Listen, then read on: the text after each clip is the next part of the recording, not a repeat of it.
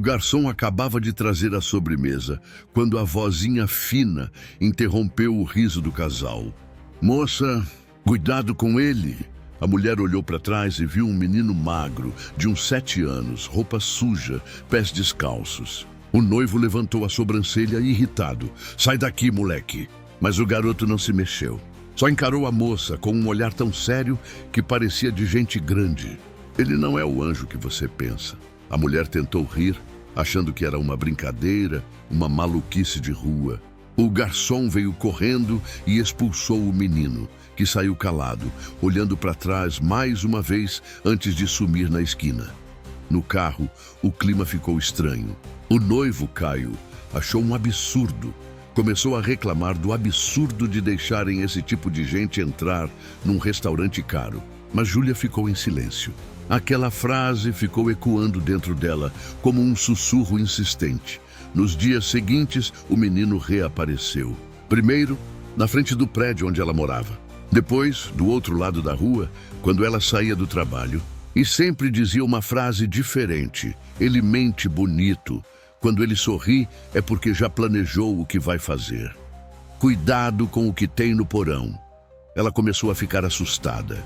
Quem era aquele garoto? E o mais estranho, como ele sabia onde ela estava. Até que o menino parou de aparecer. Mas um dia, no balcão de um café, ela encontrou um guardanapo amassado com uma letra infantil escrita em caneta azul. Eu falei para ter cuidado. Quando ele cansar de você, vai te fazer sumir, como fez com a minha mãe. E como tentou fazer comigo. O guardanapo estava manchado, não de café, mas de sangue seco. Essa história traz nomes e locais fictícios para preservar as verdadeiras identidades. Antes de continuarmos, me conta aqui nos comentários de qual cidade você está assistindo esse vídeo. É sempre incrível ver até onde nossas histórias chegam. E hoje você vai conhecer uma que mistura mistério, medo e uma verdade assustadora vinda de quem menos se espera. Júlia e Caio estavam juntos há 2 anos. Ele era carismático, elegante, sempre com as palavras certas. Tinha um jeito encantador que fazia todos gostarem dele. Pais, amigos, colegas de trabalho. E naquela noite, em um restaurante caro no centro de Belo Horizonte, ele havia feito o pedido oficial. Um anel simples, mas com o brilho que Júlia sempre sonhou. O jantar era perfeito. O garçom sorria, a música era suave e Júlia se sentia dentro de um sonho. Até que o garoto apareceu. Pequeno, com o rosto sujo e os olhos enormes, parecia ter saído de um pesadelo urbano. Se aproximou devagar, ignorando o segurança e o garçom que tentavam contê-lo, e parou bem ao lado da mesa deles. Moça, cuidado com ele. Foi o que disse, baixinho, como se tivesse medo de ser ouvido. Júlia ficou sem reação. Caio, por outro lado, levantou abrupto. Sai daqui, pirralho! Vai incomodar outro. O menino deu 2 passos para trás, mas antes de sair, encarou a mulher de novo, com um olhar tão intenso que ela sentiu o coração apertar. Ele não é o anjo que você pensa. O restaurante inteiro ficou em silêncio por alguns segundos. O garçom o tirou dali, pedindo desculpas, e tudo pareceu voltar ao normal, mas não voltou. Júlia não conseguiu mais sorrir naquela noite. Enquanto Caio falava sobre a viagem da lua de mel, ela só conseguia lembrar do olhar do menino. Aquelas palavras pareciam grudar na pele. E o mais estranho, por um segundo, ela teve a impressão de que o garoto olhou para Caio não com medo, mas com ódio. No caminho de volta para casa, Caio brincou. Vai me dizer que acreditou naquele moleque? Ela fingiu que riu. Mas no fundo, uma voz sussurrava. E se ele souber de algo que eu não sei? Ela tentou dormir, mas o sono não veio. No meio da madrugada, acordou assustada com um barulho na janela. Correu para olhar e jurou ter visto lá embaixo o mesmo menino parado na calçada, olhando para o seu prédio. Com o coração disparado, fechou as cortinas. E só conseguiu voltar a deitar quando o sol começou a nascer. Mas não sabia que aquele seria apenas o primeiro aviso. Nos dias seguintes, Júlia tentou se convencer de que tudo não passava de uma coincidência. Um menino de rua, talvez perturbado, tentando chamar atenção. Mas o incômodo não ia embora. Era como uma sombra atrás do pensamento. Na terça-feira, ao sair do trabalho, ela o viu de novo. Estava parado do outro lado da rua, entre os carros, com a mesma roupa suja, o mesmo olhar profundo. Quando o semáforo fechou, ele atravessou correndo e ficou diante dela. Júlia recuou um passo assustada. Por favor, o que você quer de mim? Ela perguntou. Ele apenas respondeu. Ele mente bonito. E saiu correndo antes que ela pudesse dizer qualquer coisa. Júlia ficou parada, sem entender. Ele mente bonito? O que isso queria dizer? E como aquele menino sabia onde ela trabalhava? Naquela noite, contou a Caio o que tinha acontecido. Ele riu debochado. Ai, amor, deve ser coincidência. Esse tipo de criança vive rondando por aí para pedir dinheiro. Não liga. Mas o tom dele tinha algo estranho. Uma impaciência disfarçada. Júlia quis acreditar, mas no fundo sentia que o garoto não queria esmola. Queria alertá-la. 2 dias depois, o terceiro encontro. Era quase meia-noite. Júlia saía da casa de uma amiga quando o viu do outro lado da avenida, parado sob um poste. Ele estava imóvel, olhando fixamente para ela. Por instinto, atravessou a rua e perguntou: O que está acontecendo? O que você quer me dizer? O menino deu um passo para trás e sussurrou: Baixo. Cuidado com o que tem no porão. Antes que ela pudesse perguntar qualquer coisa, ele correu entre os carros e sumiu na escuridão. Júlia ficou ali, tremendo. Porão? Mas Caio morava em um sobrado. Havia, sim, um porão pequeno, trancado, que ele nunca deixava ninguém entrar. Disse que era depósito de ferramentas e lembranças da família. Naquela madrugada, Júlia não dormiu. A imagem do menino, a voz dele, as palavras, tudo se misturava num medo crescente, quase insuportável. No dia seguinte, enquanto arrumava a casa de Caio, ela olhou para a porta trancada do porão. A chave não estava no lugar de sempre, mas o cadeado, pela primeira vez, estava aberto. Ela sentiu o corpo inteiro gelar.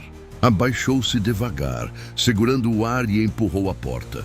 O cheiro de mofo e ferrugem invadiu o ar. Deu um passo, 2. Então ouviu a voz atrás de si. O que você está fazendo aqui? Era Caio. Parado no topo da escada, olhando para ela com o olhar mais frio que ela já tinha visto, o olhar de Caio congelou o ar. Júlia tentou disfarçar, segurando o nervosismo. Eu só ouvi um barulho.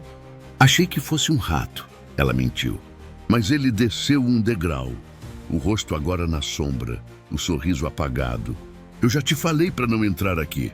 Ela deu um passo para trás. O tom dele não era de raiva, era de ameaça. E o que a apavorou de verdade foi o modo como ele trancou novamente o cadeado e guardou a chave no bolso da calça, sem desviar os olhos dela. Aquela noite foi longa. Júlia não conseguia parar de pensar no porão e nas palavras do menino. Cuidado com o que tem no porão. No dia seguinte, saiu de casa com uma desculpa qualquer, dizendo que visitaria uma amiga. Mas, na verdade, foi até a rua onde vira o menino pela primeira vez, perto do restaurante. Perguntou a ambulantes, a pessoas dormindo na calçada, a vendedores de pipoca. Mostrou uma foto que ela mesma desenhou às pressas, tentando lembrar o rosto dele. Mas ninguém sabia de nada. Era como se o garoto nunca tivesse existido. Nas semanas seguintes, ele não apareceu mais. Nem nas ruas, nem perto do trabalho, nem em lugar nenhum. Mas algo começou a acontecer.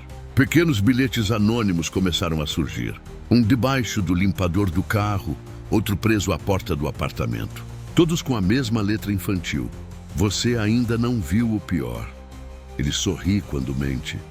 Não acredite quando ele disser que te ama. Júlia começou a perder o sono, o apetite, o controle. Procurou Caio. Disse que precisava de um tempo. Ele ficou em silêncio por um momento. Depois apenas respondeu: Se for para me deixar, melhor não voltar nunca mais. O tom era calmo, mas frio. E foi naquele instante que ela percebeu. O garoto estava certo. 2 dias depois, Júlia decidiu enfrentar o medo.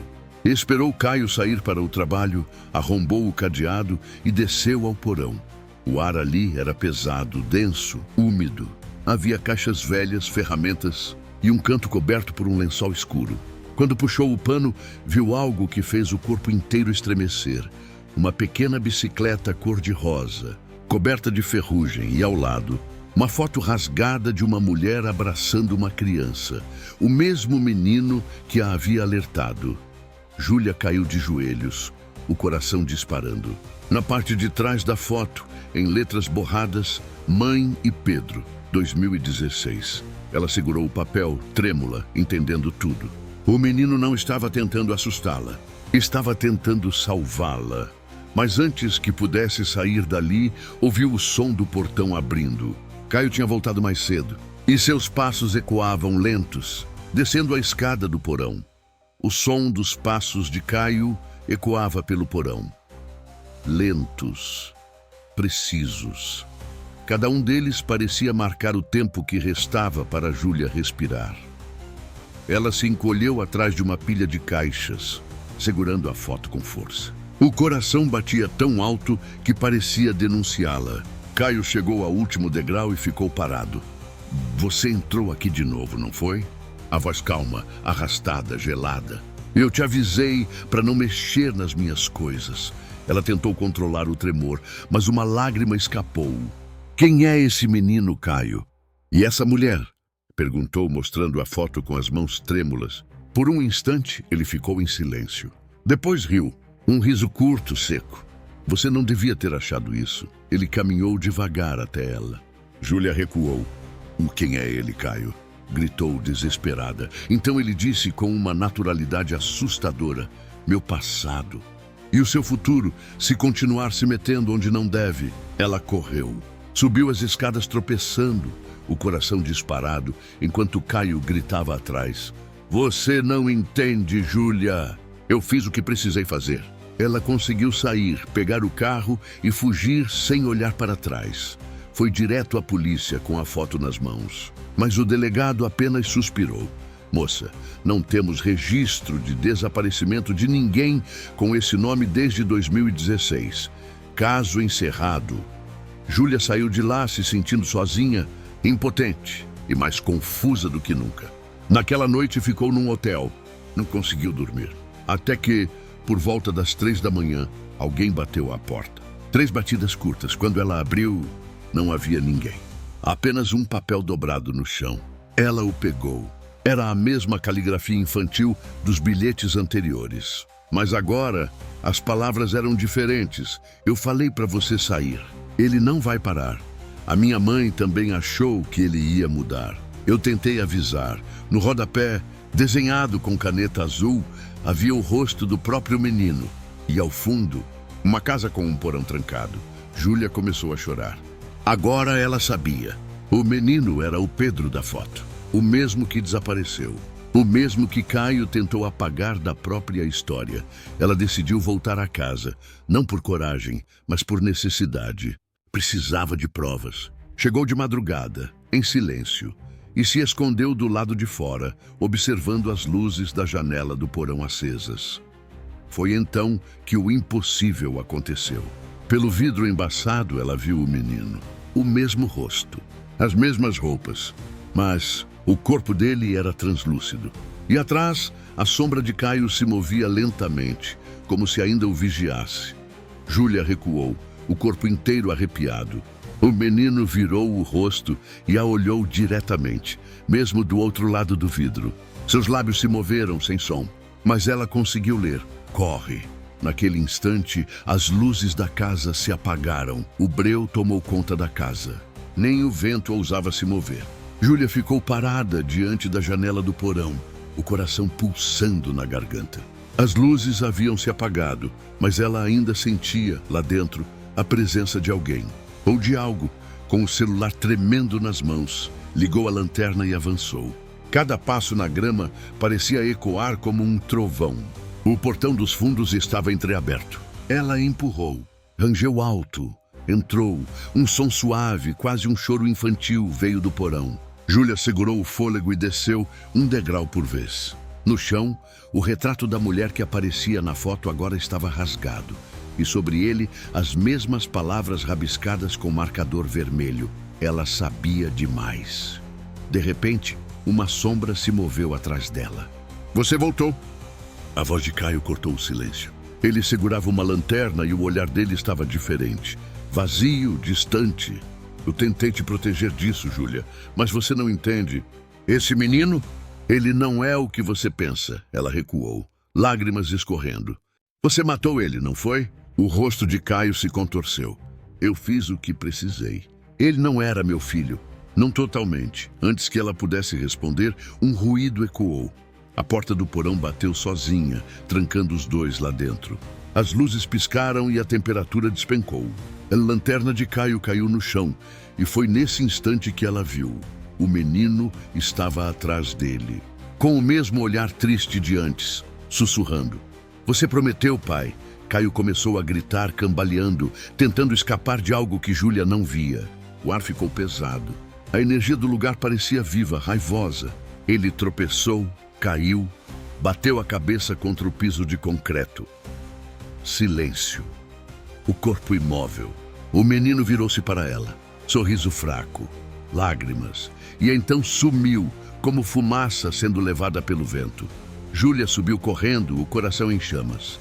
Quando abriu a porta da frente, o sol começava a nascer. Ligou para a polícia, contou tudo. Quando voltaram com ela ao porão, o corpo de Caio não estava mais lá. Só o retrato no chão, agora inteiro novamente. E o menino na foto sorria. Dias depois, Júlia recebeu um envelope sem remetente. Dentro havia apenas um bilhete infantil e uma chave pequena. No bilhete, escrito com letra trêmula, obrigado por me libertar. E no verso, cuida da casa agora. Ela é sua. Ela olhou para a chave por longos segundos, o coração dividido entre medo e curiosidade. Sabia que aquela história não terminava ali. Talvez o menino só tivesse começado a descansar. Ou talvez a casa tivesse escolhido a próxima pessoa a guardar seus segredos. E se fosse você, no lugar da Júlia, voltaria para casa para descobrir toda a verdade? Ou deixaria o passado enterrado para sempre?